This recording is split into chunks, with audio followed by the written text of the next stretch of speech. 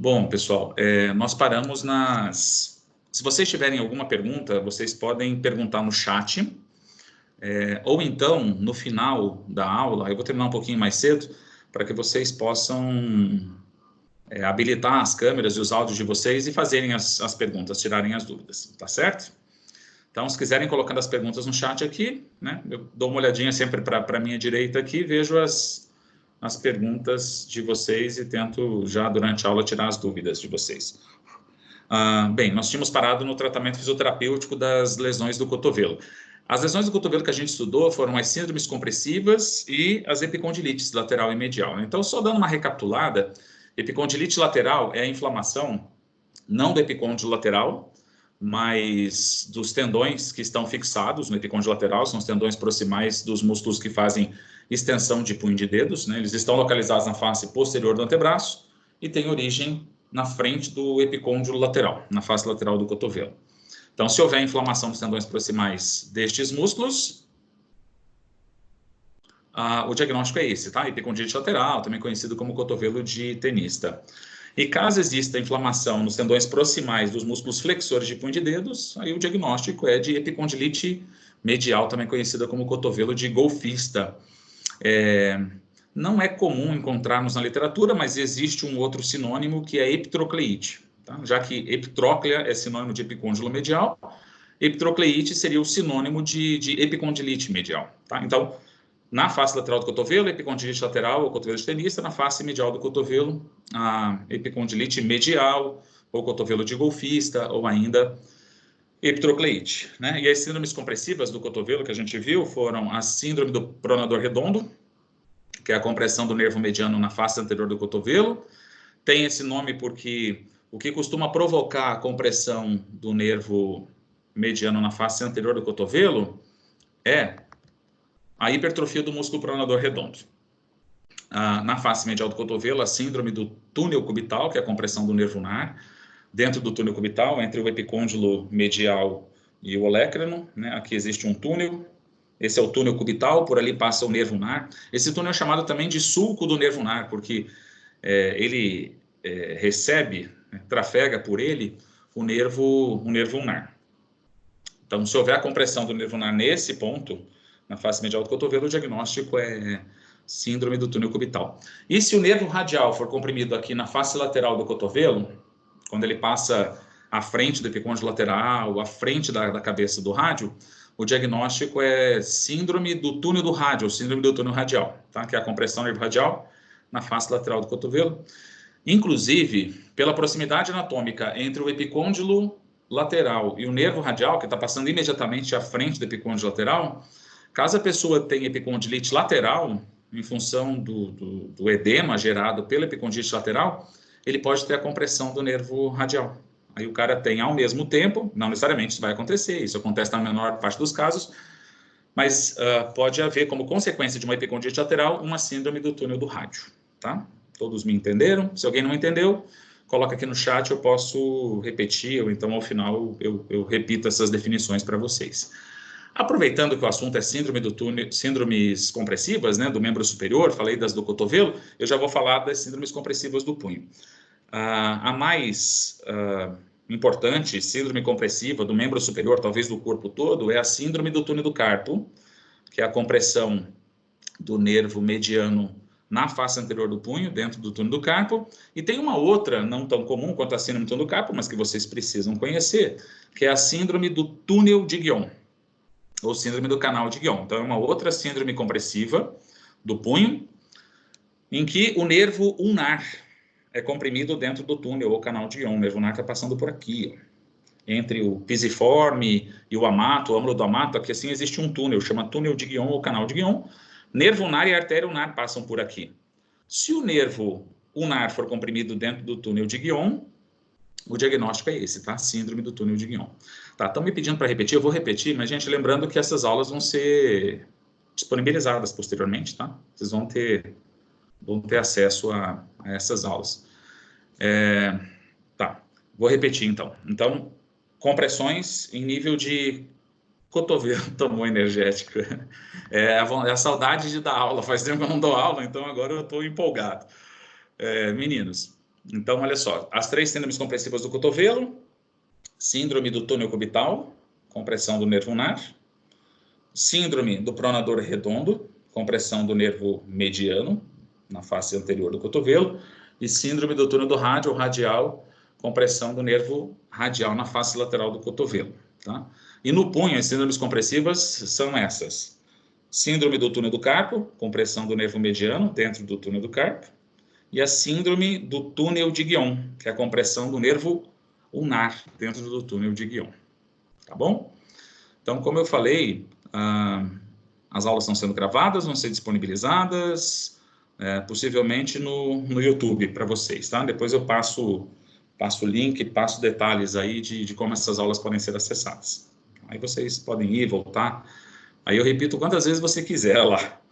Bom, tínhamos parado no tratamento isoterapêutico das lesões do cotovelo. Eu não lembro se eu já falei do Mulligan, né? Tem uma técnica do Mulligan, chamada MWM para epicondilite lateral, que é do conceito Mulligan, que é específica para pacientes com epicondilite lateral. Tá? Não tem como demonstrar para vocês. Quando a gente se reencontrar, quando as aulas presenciais forem retomadas, aí me cobrem e eu mostro para vocês. Até porque o resultado é extraordinário. A gente consegue um efeito bastante interessante, com uma redução da dor ao movimento bem significativa, com uma melhora da mobilidade bastante significativa na articulação do cotovelo.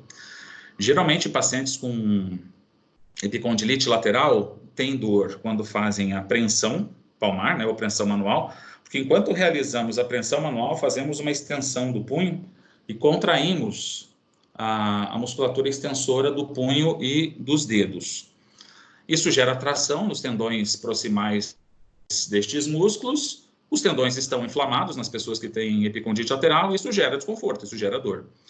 E também o movimento de extensão do punho com resistência, com carga. Então, a extensão do punho com carga costuma ser dolorosa também. Então, 2 movimentos mais comumente dolorosos nos pacientes com epicondilite lateral: a preensão palmar e a extensão resistida ou com carga da articulação do punho. Tá? Estão perguntando sobre curso de Mulligan. O curso de formação internacional do Mulligan, eu não sei quando vai ser, quando o Edelberto vem. Não sei se era nesse primeiro semestre, se era, provavelmente foi cancelado, ou se é no segundo. E o curso de terapia manual básica que eu vou ministrar, esse depois eu divulgo. A gente vai ter que ver se ele vai ser confirmado em função desse isolamento social. Não sei como é que as coisas vão ficar, mas ele está previsto para maio, né? Provavelmente ele vai se confirmar, tá? Mas depois eu passo informações para vocês. Existem outras técnicas do conceito Mulligan para o cotovelo, úteis para o tratamento das disfunções do cotovelo, que podem ser usadas nas lesões e doenças diversas do cotovelo. Sempre que houver lesão, doença, em que a mobilização articular estiver indicada, o Mulligan pode ser utilizado no intuito de reduzir a dor ao movimento e com o objetivo de melhorar a amplitude de movimento também, tá? Então, tem uma técnica específica no Mulligan, no conceito Mulligan para epicondilite lateral, não tem uma técnica específica para epicondilite medial, mas tem técnicas outras de MWM para articulação do cotovelo que podem tratar também o paciente com epicondilite medial, que podem ser usadas em quaisquer condições patológicas da articulação do cotovelo, tá? Bom, eu acho que depois eu coloquei no quadro para vocês a MTP. MTP é a sigla de massagem transversa profunda, que é a massagem de Sirix, já que ela foi desenvolvida por James Sirix, um médico ortopedista britânico, em inglês, já falecido. Apesar de ser médico e ortopedista, ele desenvolveu essa técnica que é utilizada pelos fisioterapeutas, chamada massagem transversa profunda ou massagem de Sirix. Tá? Sirix com C-Y-R-I-A-X. Sirix, é assim que se pronuncia. Em que é feita uma massagem, uma fricção transversal, mais especificamente. Então, você vai ali, no caso seria na frente do epicôndilo, e faz fricção transversalmente aos tendões, na frente do epicôndilo lateral, na frente, ou melhor, sobre os tendões lesados. Claro que a gente não faz isso, porque é uma massagem mais profunda, em que se faz uma fricção mais firme, mais forte. A gente não faz na lesão aguda, né? Tem indicação na lesão crônica, principalmente objetivando a quebra da aderência, a quebra da fibrose no meio do tendão, ao redor do tendão. Mas além desse benefício mecânico, nós temos outras vantagens na aplicação da massagem cíliax, dos efeitos circulatórios, como, por exemplo, vasodilatação, aumento no aporte de sangue, aumento no aporte de oxigênio, de nutrientes naquele tecido, naquela região, e além de otimizar o processo de cicatrização. E também benefício neurológico, quando a gente faz essa fricção transversal, produzimos, por exemplo, teoria das comportas. Nós ativamos os mecanorreceptores e isso acaba por inibir os receptores dolorosos, diminuindo a percepção de dor pelo paciente, tá? Então, só dando uma ideia aí de benefícios que podem ser conseguidos na aplicação da massagem transversa profunda. Outras técnicas que podem ser usadas nas lesões do cotovelo, a mobilização neural, eu já comentei com vocês a respeito, fiz algumas demonstrações, né? Então, mobilização de nervo de membro superior, mobilização do nervo mediano, o LTT1, do nervo radial, o LTT2, do nervo ulnar, o LTT3, todas essas técnicas ajudam a manter ou melhorar a mobilidade das articulações do membro superior. E se o paciente tem uma diminuição da complacência ou até mesmo alguma lesão neural decorrente de alguma outra lesão já citada no cotovelo, esse comprometimento no alongamento, no deslizamento, até mesmo essa lesão, podem receber tratamento, podem ser tratadas pela mobilização neural. Tá bom, meu povo? Tá, aí eu acho que eu coloquei técnicas osteopáticas, tem umas técnicas de... Eu já tentei esclarecer para vocês os princípios da osteopatia. A osteopatia é um conjunto de técnicas manuais, né? Não é uma técnica manual apenas, é uma filosofia que reúne várias técnicas manuais. As mais conhecidas são as técnicas de mobilização, de manipulação, né? Que você pega na articulação e você faz movimento de uma superfície em relação a outra. Ou então a manipulação, né, que dentro da mobilização articular quer dizer uma técnica em que a articulação é colocada em tensão e se faz um movimento curto e rápido, né, um movimento de alta velocidade e pequena amplitude, que tem os mesmos objetivos de quaisquer técnicas de mobilização articular.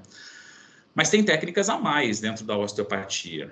Existem as técnicas de tecidos moles, por exemplo. Existem as técnicas articulatórias indiretas, que aumentam a mobilidade sem que haja uma movimentação mais direta de uma superfície articular em relação a outra, realizada pelo fisioterapeuta. E tem as técnicas de tecidos moles, né? Como, por exemplo, a técnica de Jones, a TLP, pode ser muito bem realizada em pacientes com lesão no cotovelo. Você pode fazer na musculatura extensora, então faz a palpação dos músculos extensores de punho de dedos, faz a palpação dos músculos flexores. Se achar algum ponto gatilho, algum ponto de tensão, é possível fazer a TLP. Estão lembrados da TLP, que é a terapia de liberação posicional? É uma técnica osteopática.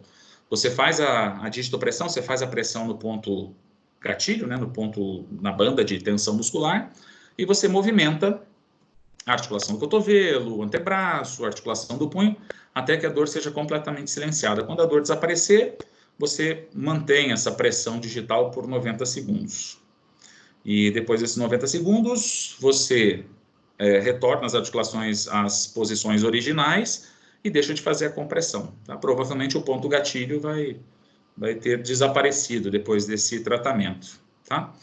E tem técnica de músculo-energia, que é uma técnica em que se faz primeiramente uma contração muscular e depois um alongamento muscular, com o intuito de melhorar a extensibilidade dos tecidos moles, principalmente melhorar a extensibilidade da musculatura e aumentar a amplitude de movimento. Em função da melhora da elasticidade da musculatura, se tem aumento da amplitude de movimento do cotovelo. Então, são algumas opções de técnicas osteopáticas que podem ser utilizadas, trabalhadas nestes pacientes, tá? E eu coloquei também exercícios de alongamento, de fortalecimento, para quem tem encurtamento muscular, para quem tem fraqueza muscular. É natural que utilizemos essas técnicas, né? Aí, várias técnicas de alongamento podem ser utilizadas. O mais tradicional é o alongamento estático, em que se força o alongamento do músculo, se afasta a inserção da origem e se mantém por algum tempo, geralmente repetindo 3 vezes. Né? Mantém-se ali por 30 segundos, 60 segundos, alguma coisa assim, descansa um pouco, né? Faz novamente, descansa um pouco e mais uma vez faz o alongamento do músculo, sustentando por 30, 45, 60 segundos. Existem estudos que comprovam a efetividade de todos esses protocolos, tá? De todas essas durações. Então tem artigo bom, nacional e internacional, que demonstra a efetividade do alongamento estático realizado em 3 séries com 30 segundos cada, e existem bons trabalhos também, falando em 3 de 45, 3 de 60. Então, a princípio, qualquer um destes protocolos de alongamento estático tem efetividade. Pessoal, eu estou falando há um bom tempo aqui, e ninguém mais colocou nada, tá tudo bem, né? Vocês estão me ouvindo? Só faz um ok aí, se tiver tudo beleza. O som tá bom? Vocês estão me ouvindo bem? Tá? Eu tenho essa preocupação, claro, para que vocês me entendam bem e para que eu possa depois colocar essas videoaulas na internet, elas possam ser bem aproveitadas por lá. Tá bom. Todo mundo me respondeu aqui que tá tranquilo, né? Estão conseguindo me acompanhar bem. Espera aí. Que abriu só o chat aqui. Tomar água. Agora eu posso tomar café, né? Devia ter preparado um café, esqueci. Então vamos lá, gente. Vamos fazer uma revisão da anatomia do punho e da mão antes de vermos as lesões do punho da mão. E no punho da mão a gente vai estudar basicamente a síndrome do túnel do carpo e a tenosynovite de De Quervain. Alguns pronunciam De Quervain, mas talvez o mais correto em termos de pronúncia seja De Quervain. Antes eu quero rever com vocês alguns aspectos importantes da anatomia e da cinesiologia do punho. Primeira coisa, quantos ossos tem o punho e mão? Mas aí eu quero que vocês contem tudo, tá? Eu quero que vocês contem o rádio, a una, né? O ideal é incluir esses ossos do antebraço, até porque o rádio e a una se articulam com o carpo para formar articulações do punho. Então, é justo que esses ossos sejam incorporados, sejam incluídos nessa contagem. Quem acertar primeiro ganha uma semana de supermercado grátis. Tá, gente, não são 28, não são 29. Ó, se contarmos todos, absolutamente todos os ossos do punho da mão, inclusive esses dois aqui na frente, que são os sesamoides, não é só punho, tá? Punho e mão. Ao todo, são 31 ossos. Vamos contar juntos? Espera que deu uma pequena travada aqui no meu vídeo, mas eu acho que tá tudo bem, né? Então, são 31 ossos. Tá? Vou provar para vocês, mas aí eu estou contando tudo. Pode ser que em alguns livros vocês encontrem que o punho e mão tem 29 ossos. Provavelmente os dois sesamoides, né, esses dois ossinhos pequenininhos aqui na frente da cabeça do primeiro metacarpo, não estejam sendo contados, talvez por isso 29. Tem alguns livros que falam em 27. Os livros que falam em 27, possivelmente, não estão contando os dois sesamoides, não estão contando o rádio e a una. Por isso não são 31, não são 31, de acordo com essas referências, mas 27 ossos. Agora, se a gente contar tudo, são 31. Olha só, rádio e una, né, os dois ossos do antebraço, o rádio aqui, localizado na posição anatômica mais lateralmente, a una aqui localizada mais medialmente. Abaixo, né, na posição anatômica, abaixo do rádio e da una, nós temos os ossos do carpo, são 8 ao todo, tá? Vamos contabilizando aí comigo. Então, rádio e una, os dois ossos do antebraço, 2 ossos mais os 8 ossos do carpo. E os ossos do carpo são escafoide, semilunar, piramidal e pisiforme, trapézio, trapezoide, captato e amato. Tá? Essa é mais ou menos a localização anatômica de cada um deles. Tá?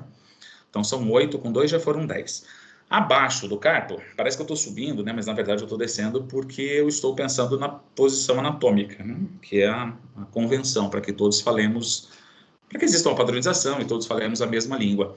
Abaixo dos ossos do carpo estão os metacarpos, que são 5. Então já foram 10 com 5, 15. Na frente da cabeça aqui, é bem fácil palpá-los. Na frente, na posição anatômica, né, anteriormente à cabeça do primeiro metacarpo, estão os dois sesamoides. Tá? Então, já foram 17, né, se eu não me engano. Mais 14 falanges, né? São 5 dedos, cada dedo tem 3 falanges, mas assim como no pé, o primeiro dedo, né, no caso da mão é o polegar, no caso do pé é o hálux, tem apenas 2 falanges, não tem 3 falanges como os demais dedos, né, como o segundo, terceiro, quarto e quinto dedos. Então, são 14 falanges. Então, somando tudo isso, chegamos a 31 ossos, tá? E a articulação do punho mais importante, grande responsável pela realização da flexão, da extensão, do desvio ulnar e do desvio radial, é a articulação radiocárpica, que está localizada aqui. Tá? Bom, aqui está o processo estiloide do rádio, aqui está a parte mais distal do rádio, aqui lá no fundo da tabaqueira anatômica, né, lá no chão da tabaqueira anatômica, está o escafoide. Então, aqui está o encontro do rádio com o escafoide, do rádio com o carpo. Na verdade, com o escafoide semilunar. O semilunar também está debaixo do rádio, também se articula com o rádio. Essa aqui é a grande articulação do punho, tá? Radiocárpica ou radiocarpal. Ela faz os 4 movimentos osteocinemáticos do punho, que eu acabei de demonstrar. Flexão, extensão, desvio ulnar e desvio radial. Então, esses são os 4 movimentos do punho. Então, já alguém vai colocar assim, professor, mas o punho faz circundução. Circundução seria alguma coisa assim, né? Só que circundução não é um único movimento osteocinemático, é um conjunto de movimentos, né? Quando eu faço circundução, eu estou fazendo tudo ao mesmo tempo, né? Eu flexiono, eu faço desvio ulnar, eu faço extensão, eu faço desvio radial e fico realizando concomitantemente esses movimentos. Eu estou falando de movimentos isolados, né? Movimentos osteocinemáticos puros, são 4. Então, flexão, extensão, desvio ulnar e desvio radial. Não sei se vocês vão lembrar da regra do côncavo convexo. No punho, pelo menos em cadeia cinética aberta, a gente aplica a regra do convexo, né? Com rolamento para um lado, deslizamento para o outro, na direção contrária. Então, numa flexão de punho, por exemplo, que enquanto a gente está fazendo o movimento osteocinemático, né, esse movimento maior, pequenos movimentos estão acontecendo dentro da articulação, não é diferente com a radiocárpica. Enquanto, por exemplo, a flexão do punho está sendo feita, os ossinhos do carpo estão rolando para frente e deslizando para trás, né? Assim, as superfícies articulares ficam o tempo todo bem alinhadas e a mecânica articular é mantida, né? Boa qualidade.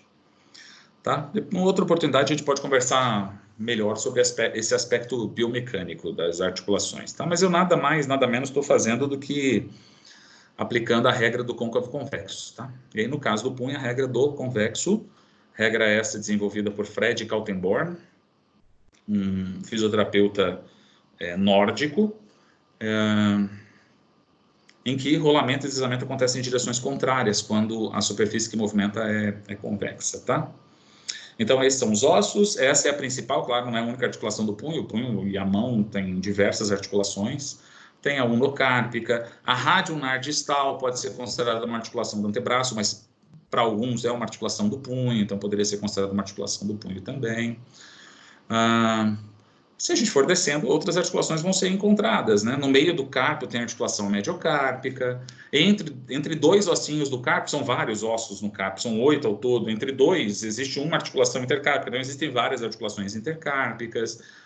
Se a gente for descendo, aí vem carpo-metacárpicas, depois metacarpo-falangianas, né, que são essas aqui, depois as interfalangianas, né, no meio dos dedos, interfalangianas proximais, interfalangianas distais. Depois, por favor, deem uma lida em livros de anatomia, de cinesiologia e biomecânica a esse respeito, tá? Eu estou só fazendo uma revisão da anatomia da cinesiologia, como a gente já fez no cotovelo e no ombro, para que vocês entendam melhor o que vai ser visto na sequência, tá? A respeito da avaliação fisioterapêutica do punho e da mão, avaliação em relação às lesões do punho e da mão, em relação ao tratamento fisioterapêutico das disfunções do punho e da mão. Bom, músculos, aí eu vou dar uma passada rápida mesmo, né? Os músculos anteriores do punho são os responsáveis pelo movimento de flexão. Aqui a gente tem vários. Flexor radial do carpo, palmar longo, flexor superficial dos dedos, flexor ulnar do carpo. São exemplos de músculos que passam aqui, ó, pela face anterior do punho e que, portanto, fazem flexão nessa articulação. Músculos que passam aqui, ó, na face posterior do punho, que vem da face lateral do cotovelo, descem pela face posterior do antebraço, passam pela face posterior do punho. Esses músculos fazem a extensão do punho, a extensão dos dedos. Aí nós temos vários também, né? Extensor radial curto do carpo, extensor radial longo do carpo, extensor ulnar do carpo, dentre outros. Tá? Então, só dando uma relembrada rápida em alguns músculos que passam músculos extrínsecos, né? Que vêm lá do antebraço, vêm do cotovelo, vêm descendo, passam pela articulação do punho e se prendem aos ossos do punho e aos ossos da mão. Tá? Então, só dando uma relembrada. E o que é o túnel do carpo? Existe um túnel, né, um canal aqui na face anterior do punho, bem conhecido, chamado túnel do carpo. A síndrome do túnel do carpo nada mais é que a compressão do nervo mediano dentro desse túnel, né? Por isso, síndrome do túnel do carpo. Então, o túnel do carpo está aqui.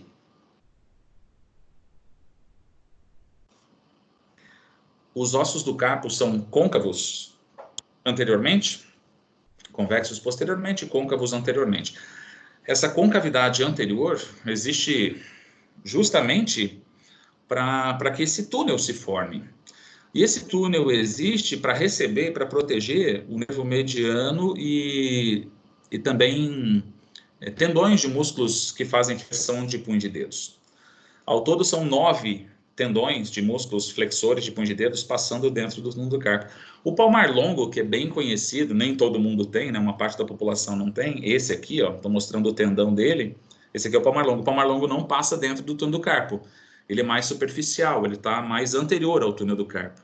Agora, todos os outros flexores que eu citei, e mais alguns, passam dentro do túnel do carpo junto com o nervo mediano. Então, são 9 tendões de músculos que fazem flexão de punho, flexão de dedos, passando dentro do túnel do carpo, além do nervo mediano. Tá? Então, tudo isso passando dentro do túnel do carpo.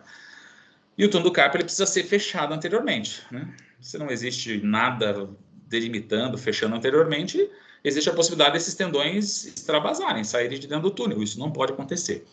Então, pensando nisso, existe um ligamento chamado ligamento transverso do carpo, mais conhecido como retináculo flexor, fechando anteriormente o túnel do carpo.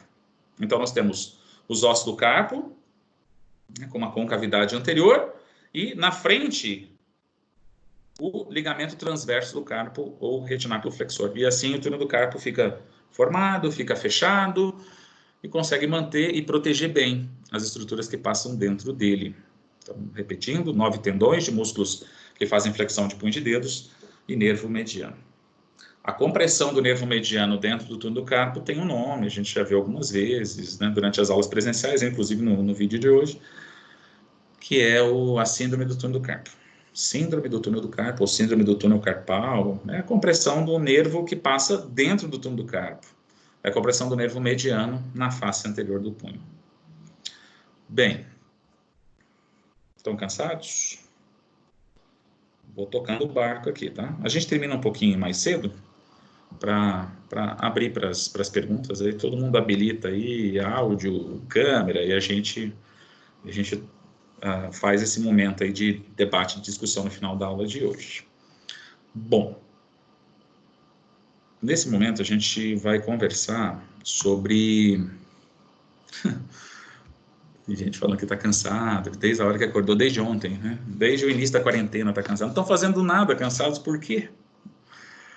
Mas cansa também não fazer nada, né? E cansa fazer o trabalho doméstico, né? Eu nunca lavei tanta louça na minha vida, nunca fiz tanto almoço na minha vida, janta na minha vida, mas eu gosto de cozinhar, então está sendo até bacana essa parte aí. Bom, pessoal, testes especiais do punho mais conhecidos, nós temos alguns que diagnosticam, o pessoal está reclamando, trabalhar em casa é duro, né? Verdade. Gente, eu tô ralando mais, por incrível que pareça, com essas videoaulas do que quando eu estava dando aula presencial, né? Me preparar para essas plataformas. Eu dou aula em várias universidades e cada universidade está cobrando uma plataforma. Então, você imagina, eu estou tendo que aprender a mexer no Moodle, no Teams, na plataforma Zoom, não sei se vocês já ouviram falar. Estou aprendendo a mexer também no Google Classroom, né, no Google Sala de Aula. Não tá fácil, não. Ser youtuber não é fácil. Eu nem comecei a mexer com o YouTube ainda, por isso não deu tempo, né? Ainda estou aprendendo a mexer com as plataformas.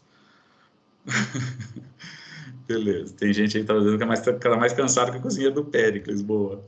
Tá. Temos um comediante aqui, ó, na turma. Vai trabalhar com stand-up, então. Ô, pessoal, testes especiais mais conhecidos do punho, tá? O Fallen. Cuidado, viu? O Fallen é este aqui. feito com flexão. Muita gente confunde o Fallen com o Fallen invertido. O Fallen invertido é assim, com os punhos estendidos. Esse aqui, né, o original, o tradicional, é o Fallen com os punhos flexionados. Certo? A gente coloca o punho do paciente nessa posição, né, a fim de diagnosticar a síndrome do túnel do carpo. E pedimos para o paciente manter isso por 30 segundos a 1 minuto, 30 a 60 segundos. E caso isso provoque formigamento, dormência, dor no dermátoma, aqui no trajeto do nervo mediano, o teste é positivo, muito provavelmente esse paciente tem síndrome do túnel do carpo. Então esse é o Fallen. O Fallen diagnostica aumentando a compressão do nervo mediano, porque quando se força a flexão do punho, se aumenta a compressão do nervo mediano e aumenta a compressão de um nervo mediano lesado, inflamado, gera sintoma, gera mais sintoma. Então, essa é a mecânica, né, a lógica do teste de Fallen. O Fallen invertido é feito assim, né, com os punhos estendidos, e ele é positivo da mesma maneira, quando se tem piora da alteração sensorial, quando se aumenta a sintomatologia na face anterior dos 3 primeiros dedos e na face lateral do quarto. Enquanto o Fallen diagnostica comprimindo o nervo mediano, o Fallen invertido diagnostica pelo alongamento. Aí o princípio do teste neurodinâmico, né? Quando você pega um nervo e alonga e força o alongamento do nervo, se ele estiver lesado, os sintomas vão piorar. Então você pode testar qualquer nervo desse jeito, qualquer nervo do corpo, usando essa lógica, né? Você pega o nervo, quer saber como ele está, se ele está doente ou não.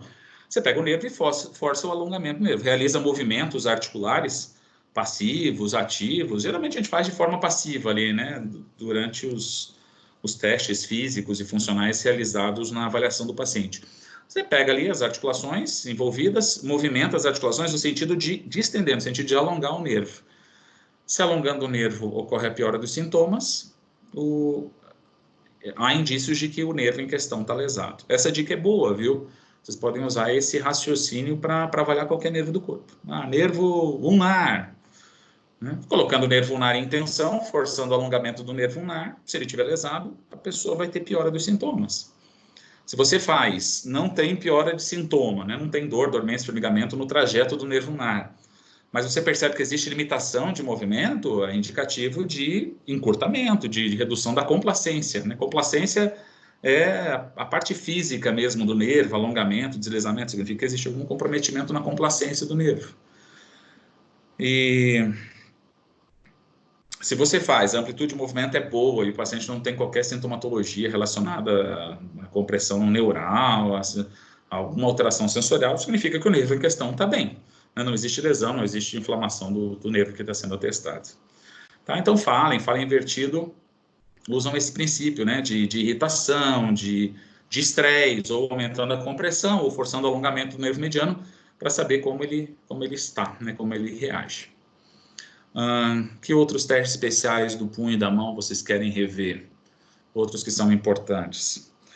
Tem o sinal de Tinel, né, ou Tinel, você vem aqui esse pode ser feito em qualquer nervo também, qualquer nervo mais superficial, pode ser testado desse jeito.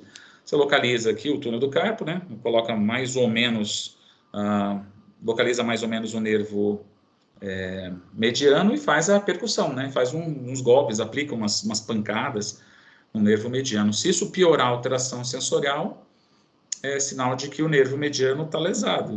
Provavelmente o diagnóstico do paciente é síndrome do túnel do carpo, uma vez que a percussão foi feita dentro do túnel do carpo. Estão perguntando sobre Cosen. Cosen não é teste especial do punho e da mão, tá? Cosen é aquele teste especial do cotovelo utilizado para o diagnóstico da epicondilite lateral, né? Que se pede para o paciente fazer a extensão do punho, se aplica uma resistência, de preferência fazendo uma palpação do epicôndilo lateral, com o punho do paciente em desvio radial, tá? Então, Cosen, Mil, aí já são testes especiais do cotovelo, da articulação do cotovelo. E tem esse aqui, ó, vamos ver quem acerta primeiro aí no chat. Eu vou falar a finalidade, vou mostrar e vocês colocam um nome, mas tem que acertar um nome, tá? Se escrever mais ou menos não serve. Você pede para o paciente fechar a mão, só que com os 4 últimos dedos envolvendo o polegar, e faz passivamente ou ativamente. Eu, particularmente, acho mais interessante fazer passivamente. Então, você pega aqui na mão do paciente e força o movimento de desvio ulnar, com a mão nessa posição. Estão vendo? polegar sendo envolvido pelos 4 últimos dedos, se faz o movimento de desvio ulnar. O teste é positivo quando a pessoa refere dor significativa, aguda, e tem todo um histórico, né, de sintoma aqui, ó, na face lateral do punho.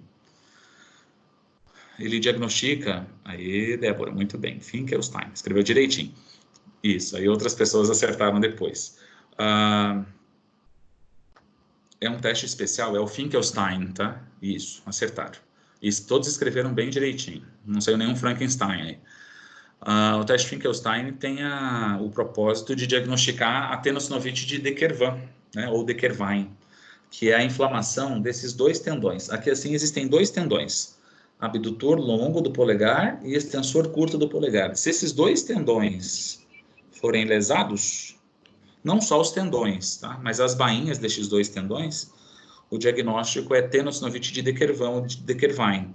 E vocês têm razão, aí o teste que eu mostrei, que pode ajudar no diagnóstico da tenossinovite de De Quervain, é o Finkelstein, tá? E é assim que se pronuncia, teste Finkelstein, que é esse aqui, tá bom? Existem alguns outros testes especiais, mas os mais importantes foram apresentados. Bom, vamos tomar água aqui.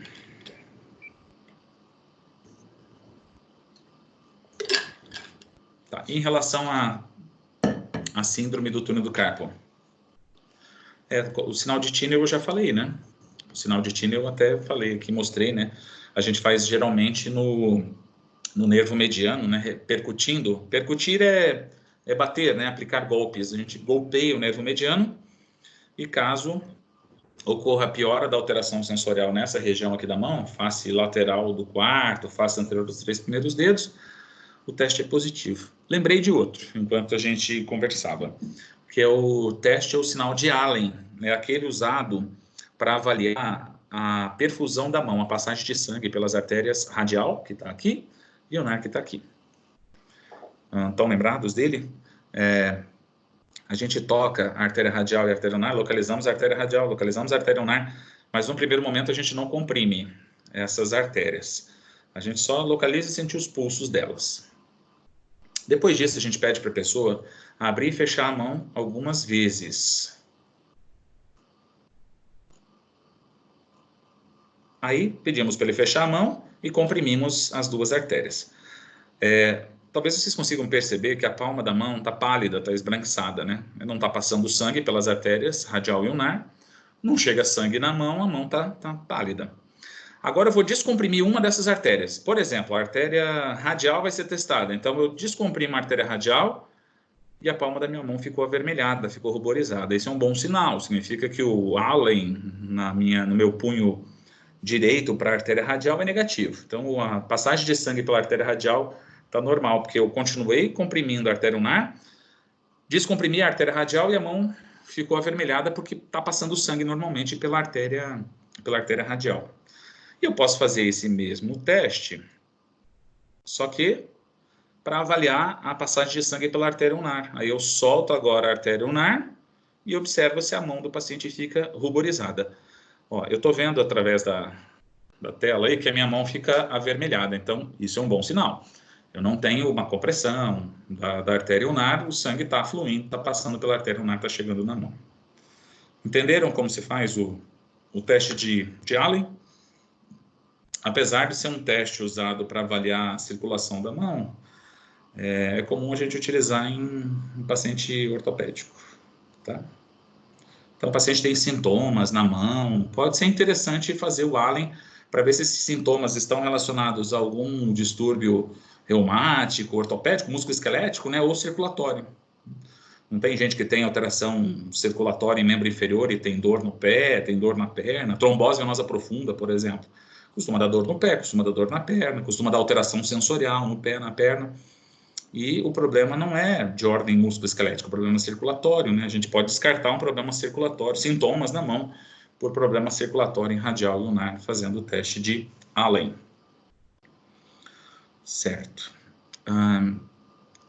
Em relação à síndrome do túnel do carpo, a definição é compressão do nervo mediano dentro do túnel do carpo. Só um pouquinho, parece que tem uma pergunta aqui. Não, gente, eu não preparei, assim, slide, tá? Eu posso até me organizar nesse sentido aí para a próxima aula. Hoje é só cuspe mesmo, tá? É só fala, tá? Eu posso ver aí algum material para disponibilizar para vocês, assim, slide, alguma coisa, os tópicos como eu faço durante as aulas, tá? Hoje vai ser assim. Então, a definição de síndrome do túnel do carpo é a compressão do nervo mediano dentro do túnel do carpo. E precisa falar onde a compressão acontece para que a definição da síndrome do túnel do carpo seja completa, seja correta. Como a gente já viu, o nervo mediano ele pode ser comprimido em outros lugares, ele pode ser comprimido aqui, ó, na face anterior do cotovelo. Apesar de ser compressão, lesão do nervo mediano, não é síndrome do túnel do carpo, porque a síndrome do túnel do carpo é especificamente a compressão do nervo mediano dentro do túnel do carpo. Tá? Então, não definam síndrome do túnel do carpo simplesmente como compressão do nervo mediano. Tá? Tem que falar que é a compressão do nervo mediano dentro do túnel do carpo ou na face anterior do punho, para que se tenha uma definição completa, correta, mais completa, né? Tomem muito cuidado para não confundir a síndrome do túnel do carpo com a síndrome do pronador redondo, com a compressão do plexo braquial, que já foi estudada, a síndrome do desfiladeiro torácico, para não confundir com compressão de raiz nervosa cervical. Então, o ideal é, num paciente que tem esse diagnóstico de síndrome do túnel do carpo, que você saia descartando a lesão de outros nervos, ou a lesão do próprio nervo mediano, mas em outros lugares, né, que não seja na face anterior do punho. Estima-se que 50% dos pacientes que recebem diagnóstico de síndrome do túnel do carpo, na verdade, não tem absolutamente nada aqui, não tem síndrome do túnel do carpo.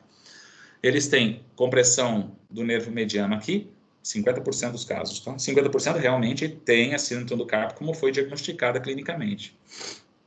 Mas 50% das pessoas que recebem esse diagnóstico têm, na verdade, compressão do nervo mediano aqui, ou alguma lesão do plexo braquial. O nervo mediano, ele tem origem na parte superior, no tronco, no fecho mais superior do plexo braquial. Se a pessoa tiver uma compressão da parte superior do plexo braquial, ela vai ter alteração sensorial no dermátomo do nervo mediano, e isso pode ser confundido com síndrome do túnel do carpo. E pinçamento de raiz nervosa, né? Basta lembrar que a raiz de C5 inerva a face lateral do braço, a raiz de C6 inerva a face lateral do antebraço, a face lateral da mão, então mais ou menos a região do nervo mediano. Então tem gente com pinçamento, com hérnia cervical, com artrose cervical, com alguma outra alteração cervical, com pinçamento da raiz de C6, que tem alteração aqui, e acaba sendo diagnosticada equivocadamente com síndrome do túnel do carpo. Então façam essa avaliação bem completa de todo o trajeto nervo mediano, da avaliação da origem do nervo mediano, do plexo braquial, de raiz nervosa cervical, para que vocês não confundam o diagnóstico. E aí, claro que isso interfere diretamente no tratamento. Se o paciente tem síndrome do túnel do carpo, o tratamento é um.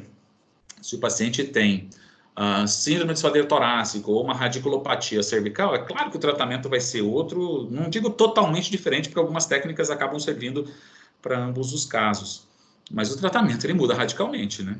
Eu não vou ficar fazendo técnicas no punho, provavelmente eu vou ter que fazer muito mais técnica no ombro, na cervical do paciente, uma vez que ele não tem lesão do nervo mediano aqui, ele tem algum problema, alguma alteração na origem do nervo mediano, no ombro ou na coluna cervical.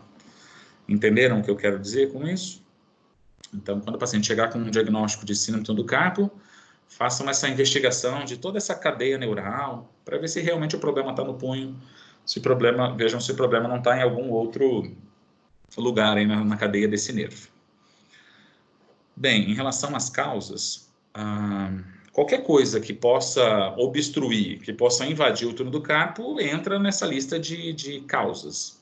Fala-se muito da repetição de movimento dos dedos, do punho, no trabalho ou no esporte. Realmente, a repetição de movimento de punho, de mão, pode evoluir para uma síndrome do túnel do carpo. De que maneira?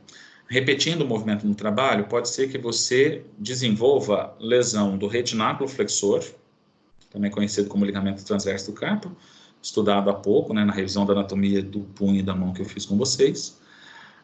pode ter alguma inflamação nos tendões flexores de punho de dedos que passam dentro do túnel do carpo junto com o nervo mediano. Se a pessoa tem um processo inflamatório aqui, ela vai ter edema. Né? Dor, calor, rubor, edema são manifestações que acompanham a inflamação. Então, ela vai ter edema aqui na face anterior do punho, e edema dentro do túnel do carpo obstrui, né, invade o túnel do carpo e comprime o nervo mediano. Então, pode ser uma causa, e é uma causa bastante usual, bastante comum, de síndrome do túnel do carpo. Então, a repetição de movimento. Então, de novo aqui, ó, como a gente sai da repetição de movimento no trabalho, no esporte, e chegamos na síndrome do túnel do carpo. Quem repete movimento de punho, de dedos, de mão, no trabalho e no esporte, principalmente no trabalho, como digitadores, manicures, cabeleireiros, ficam repetindo o movimento de punho e de mão. Em função da repetição de movimento, tem lesão, inflamação do retináculo flexor e ou dos tendões flexores de punho de dedos. Essa inflamação vai gerar edema. O edema dentro do túnel do carpo vai comprimir o nervo mediano. Pronto, você tem uma síndrome do túnel do carpo como compressão de um processo inflamatório na face anterior do punho pela repetição de movimento no trabalho. Tem outras causas, diabetes, artrite reumatoide, e é super comum, como a gente viu no quarto período em Clínica 1, é bastante comum o acometimento do punho, artrite no punho de pacientes com artrite reumatoide. E a inflamação do punho costuma provocar, pela artrite reumatoide, costuma provocar bastante fibrose. Existe uma proliferação fibroblástica importante, a formação do pannus, com 2 N's, né, pannus. E o pannus, na face anterior do punho, entra no túnel do carpo e comprime dentro do túnel do carpo o nervo mediano. Então, quem tem artrite reumatoide, claro que não necessariamente vai ter inflamação do punho, não necessariamente vai ter síndrome do túnel do carpo, mas é uma população mais suscetível a tal problema, né? Em função da fibrose que se instala na face anterior do punho, podendo comprimir o nervo mediano. Linfedema, aí dá para citar uma série de causas, né? Linfedema, né? Inchaço no membro superior, gestação, né? As gestantes têm uma incidência maior do que mulheres não gestantes, porque na gestação existe déficit no retorno venoso, no fluxo linfático e edema em membro superior. Observa-se, sim, mais frequentemente edema no membro inferior, mas no membro superior também acontece alteração circulatória no membro superior. E edema no membro superior, né, pela gestação, por um déficit no retorno venoso, no fluxo linfático, pode comprimir o nervo mediano. Um edema no membro superior, um edema no punho, pode comprimir o nervo mediano dentro do túnel do carpo. Então, as alterações circulatórias, de uma maneira geral, também aparecem nos fatores de risco, nas causas da síndrome do túnel do carpo. Estão me perguntando se é possível prevenir, né?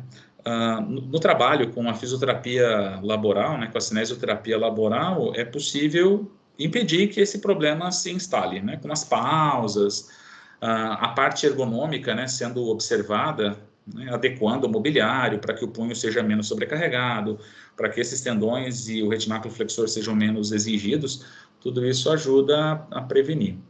Agora, geralmente é multifatorial, né? Então, muitas vezes, uma predisposição genética associada a uma repetição de movimento se juntam alguns outros fatores de risco, fazendo com que a pessoa tenha. Então, tem que pensar nessa multifatoriedade que tem a síndrome do túnel do carpo. Então, assim, por que tem pessoas que fazem repetição de movimento no trabalho e não têm a síndrome do túnel do carpo? Outras repetem movimento no trabalho e acabam desenvolvendo a síndrome do túnel do carpo. Então, assim, isso sugere que não é só a repetição de movimento, que existem outros fatores preditivos, né, para o aparecimento da síndrome do túnel do carpo. Então, acredita-se que ela seja multifatorial. Então, talvez uma predisposição genética, fraqueza muscular, talvez essa pessoa que repete o movimento no trabalho, que desenvolveu o síndrome do túnel do carpo, tivesse, além da repetição do movimento, alguns outros fatores de risco, como, por exemplo, fraqueza muscular. Então, a fraqueza muscular associada à repetição de movimento a fez ter. Essas aqui, que repetiam o movimento e não tiveram síndrome do túnel do carpo, talvez elas não tivessem fraqueza muscular, e o fato de não ter fraqueza muscular contribuiu para que elas não desenvolvessem a síndrome do túnel do carpo. Então, Sara, espero ter respondido aí a sua pergunta, ter tirado a sua dúvida. Então, com a parte ergonômica, com a cinesioterapia laboral, é possível prevenir esse quadro, né? Mantendo a musculatura mais fortalecida. Aí, mesmo que exista predisposição genética, mesmo que exista repetição de movimento no trabalho, pode ser que a síndrome do túnel do carpo não se instale, você diminui o risco, né, da síndrome do túnel do carpo se instalar. Meninos, e com relação ao quadro clínico, característico, então é uma síndrome compressiva, né, compressão do nervo mediano dentro do túnel do carpo. Então, naturalmente, alteração sensorial, né, dor, dormência, formigamento, principalmente, né, uma dessas manifestações, ou até todas elas, no dermátomo do mediano, ou seja, na face anterior dos 3 primeiros dedos e na face lateral do 4º dedo. Tá? Então, como esse é o trajeto do nervo mediano, como esse é o dermátomo do nervo mediano, então é possível alteração sensorial nessa região da mão, né? E, além disso, fraqueza muscular, fraqueza na apreensão palmar, fraqueza na realização da pinça, né? Uma vez que os músculos que fazem estes movimentos são inervados especialmente pelo mediano. Se as coisas não estão bem com o mediano, esses movimentos ficarão comprometidos, né? Serão movimentos fracos, movimentos limitados. Diminuição do volume das eminências, ou melhor, só da eminência tenar. Aqui está a eminência hipotenar, e esse volume aqui na mão é chamado de eminência tenar, na base do polegar. Essa aqui é a eminência tenar. A tendência na síndrome do carpo é a diminuição do volume dessa eminência. Essa eminência aqui nada mais é do que um conjunto de pequenos ventres de músculos que movimentam o polegar. Esses músculos, esses pequenos músculos, são inervados pelo nervo mediano. Se o nervo mediano estiver lesado, os músculos inervados por ele enfraquecerão e os volumes destes músculos ficarão reduzidos, né, diminuindo o volume da eminência. Já estão me perguntando por que o volume vai diminuir, então já acho que expliquei, né? Então, é em função desses músculos, destes pequenos músculos da eminência serem inervados pelo mediano, e o mediano estar lesado na síndrome do carpo, tem-se uma redução da força, uma redução do volume desses músculos da base do polegar que formam a eminência tenar, tá? Estão me perguntando... Professor, Oi, pode falar. igual na cirurgia, eu já vi alguns pacientes que melhoraram, tá? A dor, a dormência e o formigamento nos dedos. Só Certo. que nessa região dessa proeminência, elas sentem ainda muita alteração de sensibilidade. Por que melhorou nos dedos, na região, e não melhorou nessa proeminência? Então, assim, eu acho que a gente pode levar essa discussão um pouco além. Assim, tem pacientes que fazem a cirurgia e que tem melhora por muito tempo, muitas vezes definitiva. Tem pacientes que têm a redução sintomática momentânea, mas depois eles voltam a ter os sintomas, os mesmos sintomas de antes, né, da síndrome do carpo. Aí existem algumas possibilidades, assim, né? Talvez ele não tivesse síndrome do carpo, ele acabou passando por uma cirurgia que ele não precisava, ele recebeu um diagnóstico equivocado de síndrome do carpo, ele não tinha STC e ele acabou fazendo uma cirurgia. Então, o resultado vai ser pequeno ou nenhum nesse caso. Quando a pessoa faz a cirurgia, geralmente é feito um piquezinho, um corte aqui no retináculo flexor. A ideia na cirurgia é corta o retináculo para abrir o túnel do carpo e descomprimir quem está lá dentro. Então, assim, num primeiro momento vai dar um resultado legal. Agora, pode ser que depois, em função da cicatrização, da fibrose que vai se formar no retináculo, se a fibrose crescer um pouco mais e for na direção do túnel do carpo, vai comprimir novamente o túnel do carpo. Então, em função da cirurgia, tem uma nova lesão, um novo tecido lesado, então tem inflamação, tem edema, esse edema pode comprimir o nervo mediano, fazendo com que os sintomas se mantenham, fazendo com que os sintomas voltem depois da cirurgia. E pode ser que a fibrose, né, a cicatriz pelo corte que foi feito no retináculo, porque depois ele vai tentar fechar de novo, ele vai tentar cicatrizar novamente. E vai ter aderência, essa aderência pode entrar no túnel do carpo, e agora o sujeito volta a ter sintomas da síndrome do carpo, ele volta a ter a síndrome do carpo pela fibrose que foi produzida dentro do túnel do carpo pela cirurgia. A princípio, o tratamento da síndrome do carpo é conservador. Quando o tratamento conservador não tem resultado, né, não é exitoso, e a pessoa continua tendo muito sintoma, aí talvez uma opção seja fazer a cirurgia, mas existe essa possibilidade de retorno, né, de recidiva da síndrome do carpo, retorno dos sintomas. Tá? Então, tem caso de cirurgia, e não é tão incomum assim, né, é relativamente frequente, casos de cirurgia para síndrome do carpo, que os sintomas voltam. Aí pode ser que os sintomas voltem para a mão toda, pode ser que os sintomas se restringam mais à palma da mão, não cheguem novamente à face anterior dos 3 primeiros. Aí tudo é possível, tá? Aí vai depender muito também da porção do nervo que está sendo lesada, né? Se for uma porção que vai mais para os dedos, aí a tendência é que a irradiação vá para os dedos. Se a compressão for numa porção que segue mais para a palma da mão, ali na direção da eminência tenária, é ali que vai se concentrar a alteração sensorial. Tá certo? E a Thalita está fazendo uma pergunta aqui também.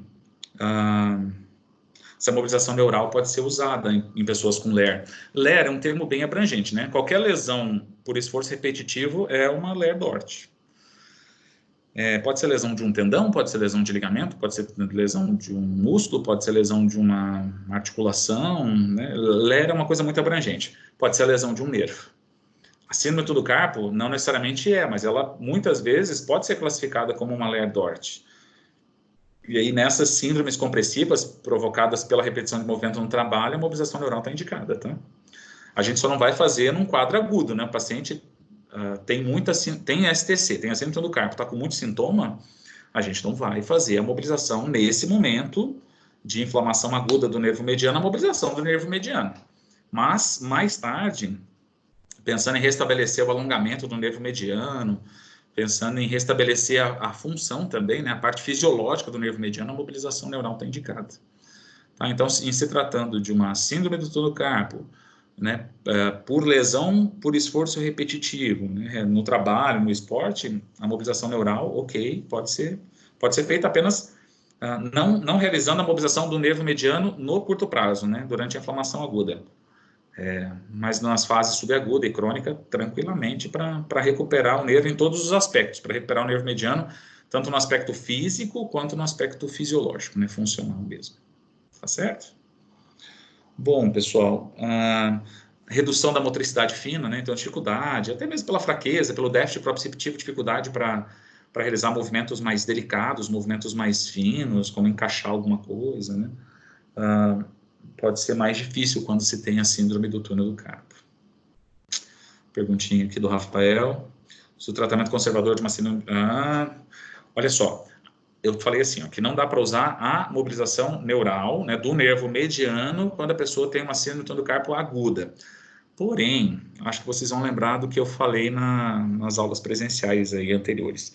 A mobilização neural, ela pode ser aplicada à distância.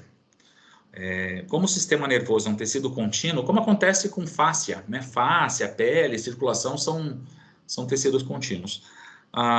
É possível você mobilizar um nervo do membro inferior e isso melhorar a complacência e melhorar a fisiologia de um nervo do membro superior.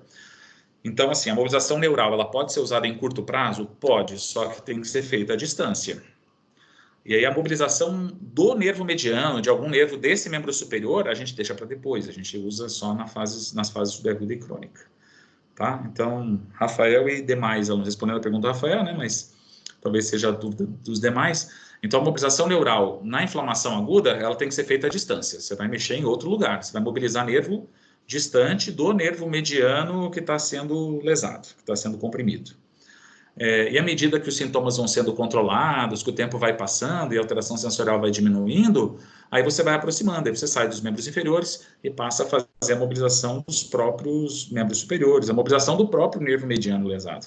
Mas a mobilização do mediano lesado você vai deixar para depois, você vai fazer só quando o quadro já é subagudo ou crônico. Entendeu, Rafael? Tá. Aí ele saiu agora. Deve ter caído aí a internet dele.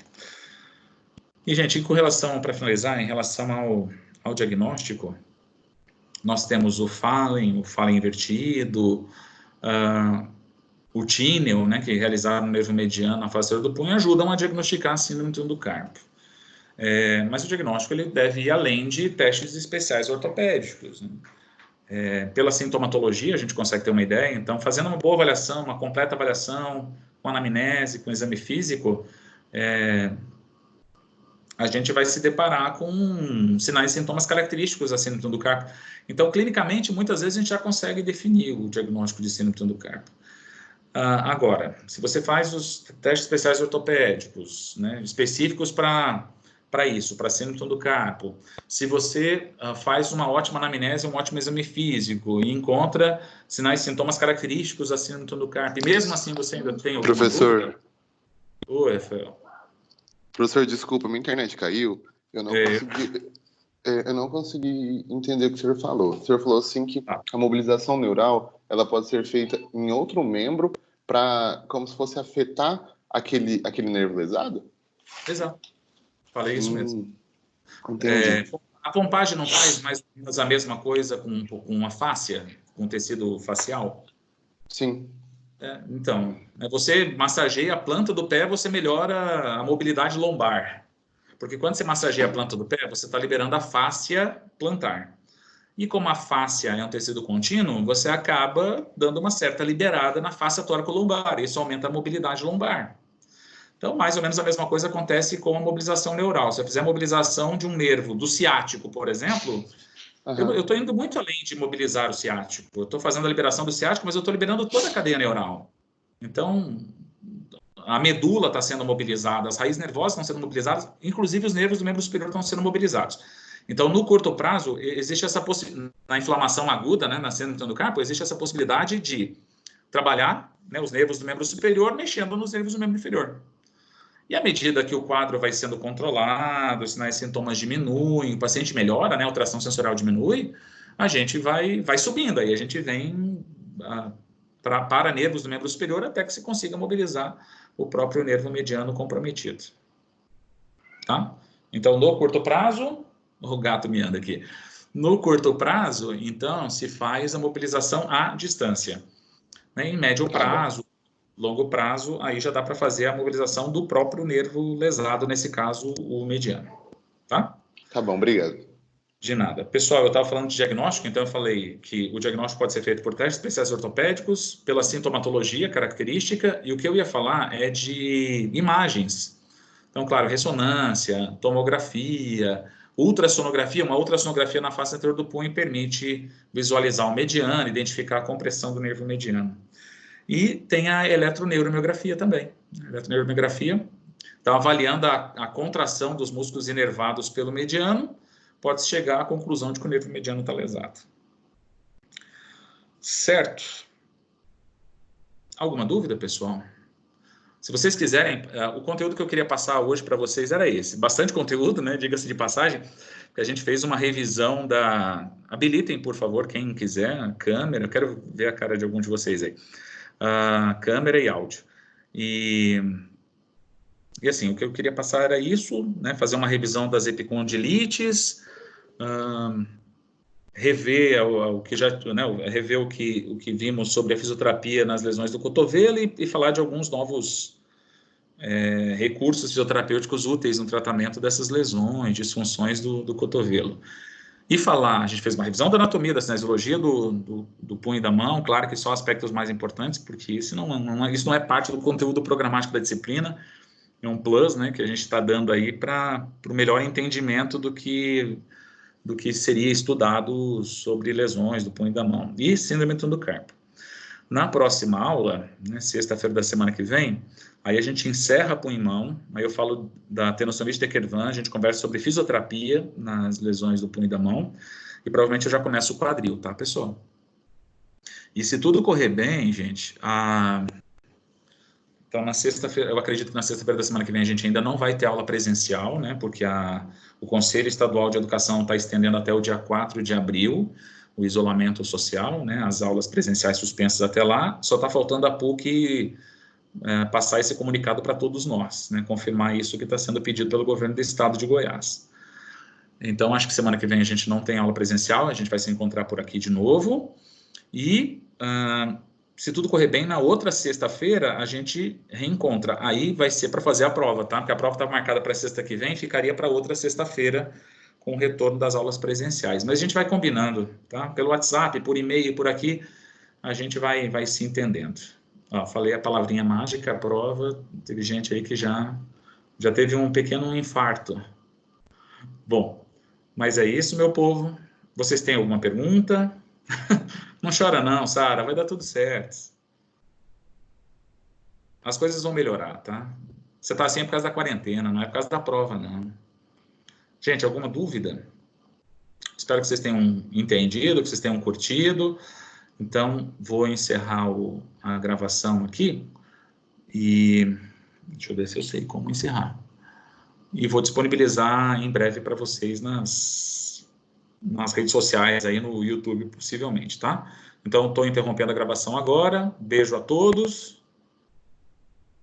Mais alguma